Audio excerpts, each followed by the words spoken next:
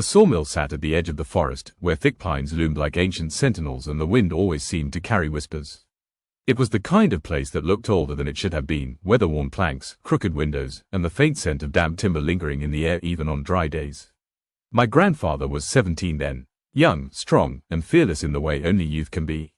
He'd taken the job to help his family through a rough winter. The work was hard, the pay meager, but he liked the rhythm of the machines and the smell of fresh cut wood. That evening, the sun had set early, swallowed by a storm rolling over the hills. Snow began to fall with quiet insistence, soft flakes that blanketed the world in white. Most of the crew had left by sundown, their boots crunching off toward the workers' housing down the road.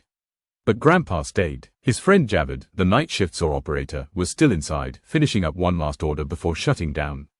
Not wanting to walk back alone in the storm, my grandfather waited outside.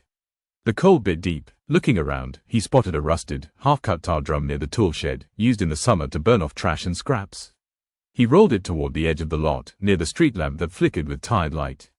Filling it with old wood shavings and dry planks, he struck a match. The fire roared to life, and with it came warmth. Real warmth, the kind that wrapped around your bones and made your eyelids heavy. He sat near it, coat pulled close, eyes half closed, his thoughts drifting lazily with the rising smoke. That's when he saw it.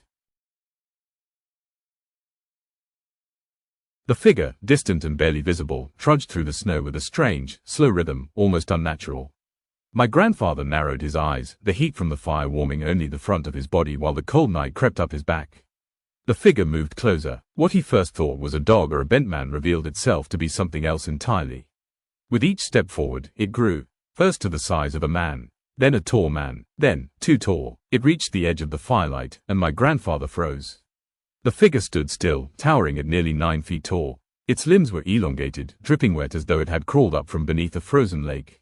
The fire hissed every time the water from its fingers fell into the flames, pissed, pissed, pissed.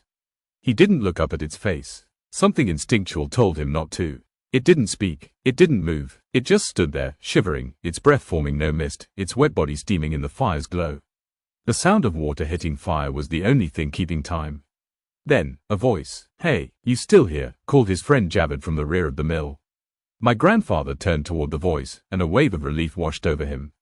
But when he looked back, the figure was gone. The only sign it had ever been there were large, wet footprints in the snow, leading away from the fire and into the thick trees, where darkness swallowed all light.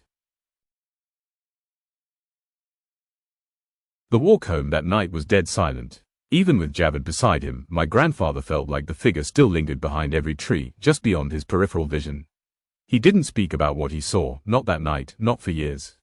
But the nightmares came, always the same, the hiss of the fire, the dripping hands, and a face he never dared to look at staring from behind the flames. Sometimes, in his dreams, it spoke in a garbled whisper like steam escaping a kettle. Years later, after he'd left the mill for good and built a quiet life, he returned once, on a dare with his cousins.